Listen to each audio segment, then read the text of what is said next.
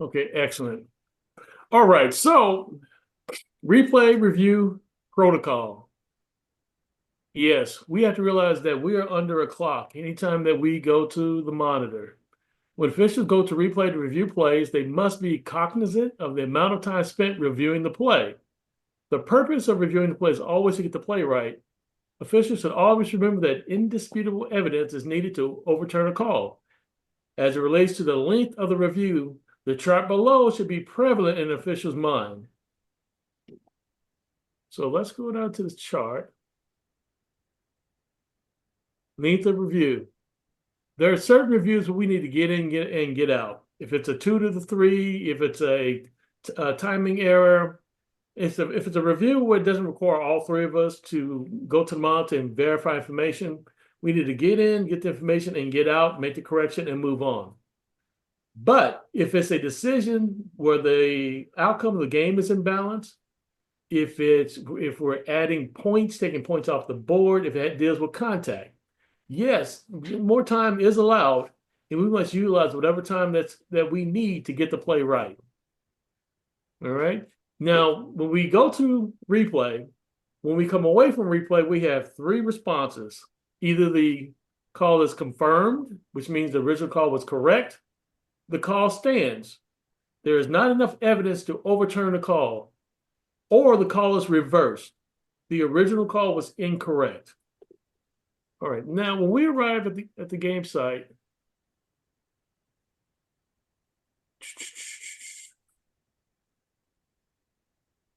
when the officials get to the floor, identify the location of replay equipment, and if a headset is available, put on a headset and become familiar with how it works.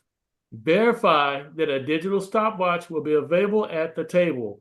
Run it once or twice to become familiar with how it works. We should also confer with the person responsible for providing any requested video replay.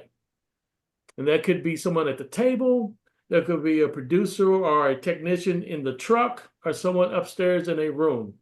We need to find out who they are, what their names are, introduce ourselves, and then run through the options that we have.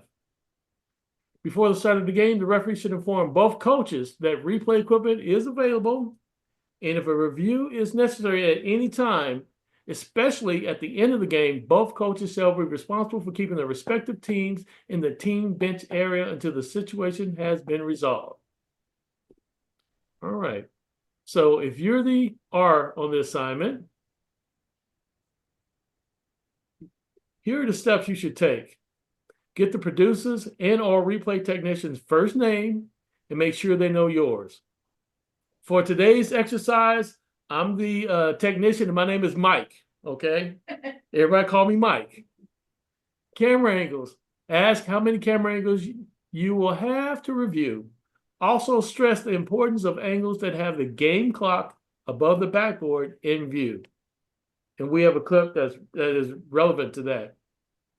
Game audio. Ask the producer or replay technician if you will have game audio on the replay. You may need this if the clock is not visible and or you need to hear when the whistle blew. Ask if the volume can be increased. Timing. Let the producer or replay technician know that you may need to go back 10 to 15 seconds or to the last dead ball before the play actually being reviewed to verify the game clock is correct. This is especially important to determine if the play occurred in regulation or after zeros on the game clock. Make sure you know if you're looking at the live feed during this process. All right. Communicate your decision on the play to the scorer before you go to replay for a review. Determine what is being reviewed. Why is that important? Why must we report this to the scorer at the table before we even go to the monitor? Anyone have an opinion? So everybody knows what we're looking in the review. Well, you want to tell the score what you're essentially telling the score what the result of the play is. Yes. That's their baseline. So then if you say you confirm it, then they know where they're at. If you say it stands, they know where you're at. And then if you say you're going to reverse it, then you've got to tell them what you're reversing it to. Correct. 100% correct. The referee should first expeditiously discuss the situation being reviewed with both partners to determine what has transpired. Verify the call made on the court. It is imperative that the crew agree to a preliminary on-court ruling. Efficiently discuss any applicable rules and determine exactly what will be reviewed at replay. Anytime the crew huddles, be mindful of player location and activity. After the crew conference, the umpire who is not at replay may briefly tell the talent the topic of the review for clarification and quickly return to observing the benches. When communication technology is available near the replay system, push to talk, the referee will communicate the topic of the review before going to replay and will follow up with the outcome of the review after communicating that decision to the coaches, score, and PA announcer. So I want you to remember that process, the steps. You will communicate to the coaches first, then the scorer, then the PA announcer before we go to push to talk. And by the way, today, each referee will stand in front of everyone or in front of their Zoom camera and announce what the decisions are. Just thought I'd share that with you. Inform head coaches and have players and coaches move to their respective bench area. Each umpire shall inform a head coach of the reason for the review and ensure that players and all bench personnel move to their respective bench areas. Timeout or intermission considerations. If it is halftime or the end of the game, security personnel should be available if needed. Hopefully not, but if so, make sure they're available. Obtain information. View replay after acquiring as much information as possible. And the following steps are how you acquire that information before you go to replay. The referee should go to the scores table to gather and use all information possible to help resolve the situation. Use game time references, the official game time, play-by-play, etc., to determine time of possession. Anyone at the scores table, scorer, timer, shot clock operator, timeout coordinator, play-by-play, etc., may be consulted to gather appropriate information. If they're at that table, you can consult them. You can ask them for their perspective or for their information they have readily available. If a standby is present, seek out information from that individual first and then consult the other sources. Information obtained from other sources may, in fact, negate the necessity to view replay. And here's why that's important. We may have a situation on the floor and we may decide that we're going to go to replay. If we're fortunate enough to have a standby official at the table, and by now he or she should be standing up to get your attention, we go to them and they can remind us that on this play, it is not reviewable. By rule, we cannot review this play. And that individual can save us. When going to replay for a possible missed intentional or contact disqualifying foul, obtain as much information as possible from the requesting party. Let's say a coach is asking us to review it, correct? Such as approximate time in which the foul may have occurred, who may have committed the foul, who was the foul committed against, on what end of the court did it occur, etc. These details will help the production crew replay technician find the play in question. That's right. That'll speed up the process. Now, when we go to review the play, the replay monitor shall be turned to face the playing court to prevent fans and other unauthorized personnel from having access to the image displayed. No one else, table personnel, coaches, or players should be near the replay when the play is being received. Let me pause right here. We know that in certain arenas or environments, and especially during postseason, when we're at a location that may not normally host our games consistently from week to week, replay may be at the end of the table closer to one bench or the other. Or it may be across the court, on the other side of the court where the talent is located. That's why it's important to identify where it is. And also, it's vitally important that the official who's not at replay keeps their eyes on the coaching staff and the players from that team that are closest to the monitor, so they don't just turn around and attempt to get their own look at what we're looking at, so that we can keep them in their box and keep the monitor angled away from their bench. That is why that is important. The referee then puts on the headset when available to review the play and ask the production crew, replay technician, that's me today, or have the referee use the equipment available to show the play in question from all possible camera angles. If the referee's headset doesn't work, ask to use the timeout coordinator's headset. If your headset ceases to function and you can't hear anything, ask the timeout coordinator's headset, because they're communicating with the same people.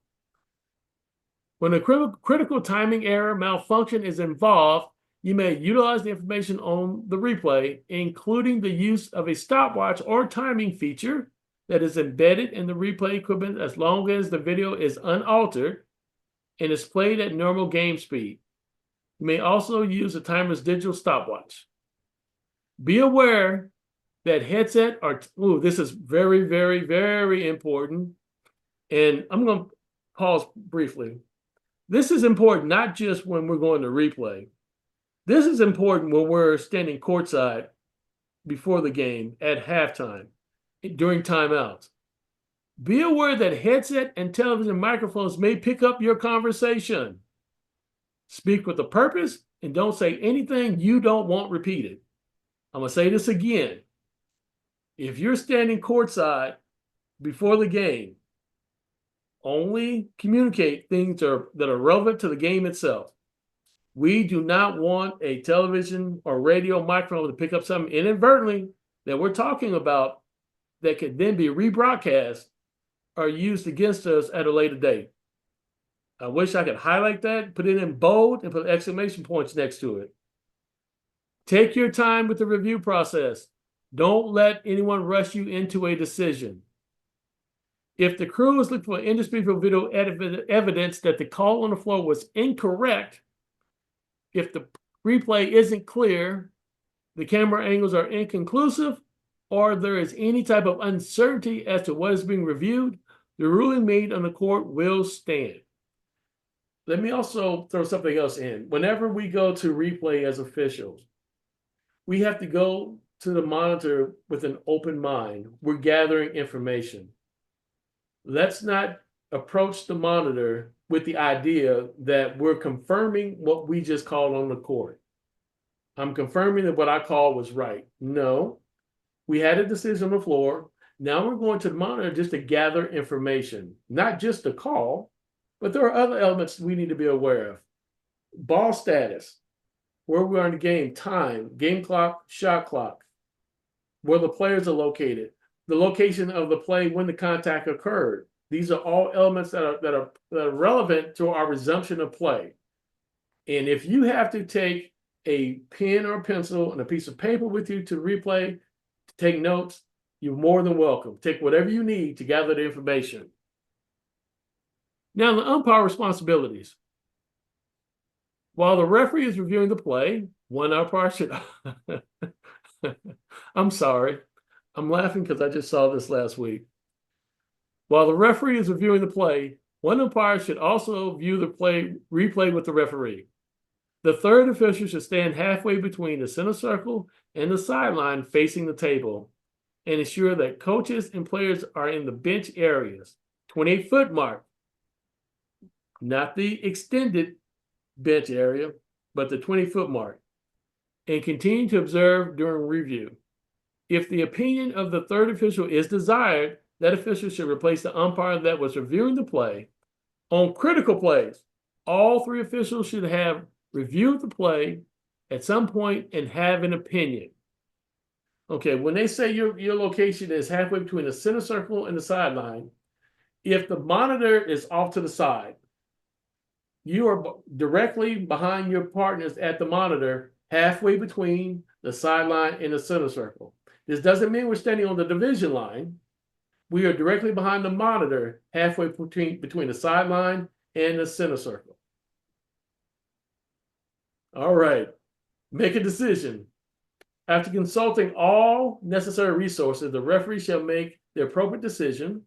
The decision should also include the correct point from which to resume play, resumption of play, and any other rules affected. If a timeout should be assessed for a correctable error. Confer with partners. On the decision that is reached, the referee should reconvene with both partners and share the decision. This is the last opportunity for the crew to discuss any and all issues. Let me back up. When you're at the monitor for replay, we're there to gather information. We're not going to discuss what we see on the monitor at the table at the monitor. Gather your information, and when you have an opinion, tell the referee, I have an opinion, you can switch out with your partner. We will have that conversation out on the floor between the three of us. Now, communicating the decision. The referee and one umpire will bring both head coaches together and inform them of the decision. The referee will inform the table crew and then inform the public address announcer of the decision for an announcement in that order. One official will accurately and concisely inform the broadcast talent of the decision before play resumes. When communication technology is available, push to talk. Near the replay system, the referee will communicate the outcome of the review. If the decision is to cancel a goal at or near the expiration of time in any quarter, determine a 2 to 3 point goal, out of bounds violation in the last 2 minutes of the game, timing issues, or to determine whether the ball left the shooter's hand before the sounding of the shot clock horn on successful tries only, coaches need not be brought together and informed of the decision. I want you guys to recognize the difference.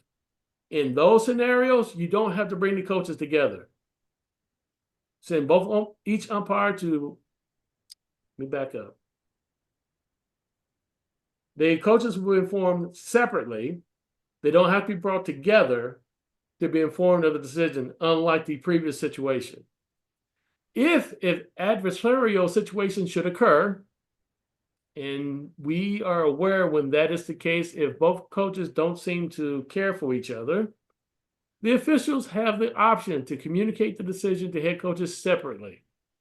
Together, the referee and one umpire will briefly visit with each head coach in this situation. The other umpire will notify the TV talent. And someone tell me, why is it important for the referee and the umpire to be there together when we're communicating the decision? You need a witness. Say that again, Rick. You want, if there's a conversation with the coach, you always want to have two people there in case there's a dispute on what was said during that conversation. Correct. We do need a witness. We also make sure the information being communicated is concise and accurate based on what we viewed at the monitor. So we don't want one coach to say that the referee told me this, and then the other coach to say that, no, I was told something completely different. We need to make sure that the message is consistent, and also make sure that they both receive the same information. All right. Push to talk. Real quick. The crew should conference briefly to verify determined calls on the floor, type of foul, violation called or not called, restart counting of basket, number of free throws, etc. Confirm that a review is appropriate. Confirm what is reviewable for this type of play. Then the referee should gather the needed information, prepare a pre-review statement. All right. The referee should communicate the ruling on the floor to the scorer. Each umpire shall inform the head coaches of the reason for the review and ensure that players and bench personnel are moved to their respective bench areas. Then the referee will use the communication technology near the replay system to make a pre-review statement. This statement will provide information on the reason for the review in a concise and brief manner. And guess what? We have examples. Okay, so the first person to go through the first set of examples will be Isis Lane. Okay, Isis, read the first one for the reason for the review, and then what your pre-review statement will be, and then what your post-review statement will be. Okay, reason for review, shot released before all zeros on the clock. Right. Pre-review, the ruling on the court is the basket counts. We are reviewing the play to determine if the shot was released before time expired. And then post-review, after ruling, the ruling on the court is confirmed. Good. Just like that. Matter of factly, we don't add anything extra. We don't embellish, and we stay away from utilizing coaches or players' names. All right. Rosa, read the second line of the announcement examples. Reason for review is successful goal will shoot. I'm sorry. Successful goal with shot clock violation in the fourth quarter. Fourth quarter, correct. Okay. The ruling on the court was to score the basket. We are reviewing the play to confirm the shot was released before time expired on the shot clock. After review, the ruling on the court is reversed. The basket is canceled and the game clock should be adjusted to 1:42. Okay, good, good. All right, Kyle, take the next one. Alrighty. So our reason for review, we have potential upgrade. Our pre-review ruling on the floor is a personal foul. This play is under review. Oh boy. Okay. After review, the ruling on the floor is reversed. An intentional foul will be assessed due to white. What? Will be assessed due to white 15 due to the severity of contact. That okay. After review, the ruling on the floor is confirmed. The contact did not rise to the level of an intentional or contact disqualifying foul. There's different. Oh, okay. After review, the ruling on the floor is reversed. An intentional foul will be assessed to red number 20 as the contact was unnecessary. Good, good. Thank you. All right, Clarissa, you're up. Reason for review, potential fight, pre-review, the previous situation is under review, and then our post-review is after review. Blue 13 and white 14 are disqualified for fighting. White 10 is also ejected for leaving the bench area. 2 free throws are awarded to blue, and then blue will be awarded the ball at the division line. Good, good. Okay. Did I miss anyone? Let's PC. see. Oh, Matthew can't read anything. That's right. Rick, the last one. Coach's appeal is the reason for review. The previous play is under review. The red coach mentioned team name, color, whatever. So, Garden City has made an appeal for review and an unobserved intentional or disqualifying foul.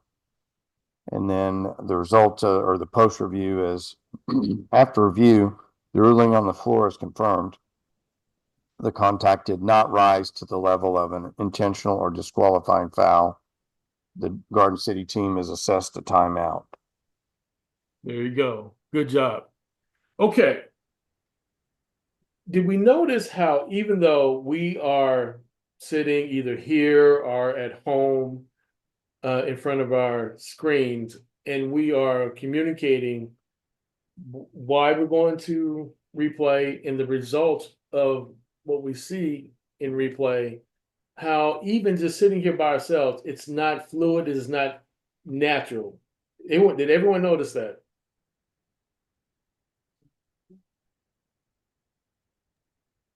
Yes. And the reason is, Yeah. say that again, TC. We never practice. Correct. we never practice. We practice a lot of things, correct? Well, hopefully we should be practicing several things. But we never practice this part of the communication, which can be critical to our management of situation during games. And the way that you communicate it, if you're speaking into a push to talk, if you're talking to the table, when you're talking to the coaches, you communicate it in the same manner, directly, matter of factly, efficiently, effectively. This is not the time for a debate. We're not debating the call on the floor. We're not holding a dissertation on why, by rule, this is the foul. No, we give them results, and we're going to share our resumption of play, and then we're going to move on. Everybody clear on that? Yes. Excellent, excellent. All right.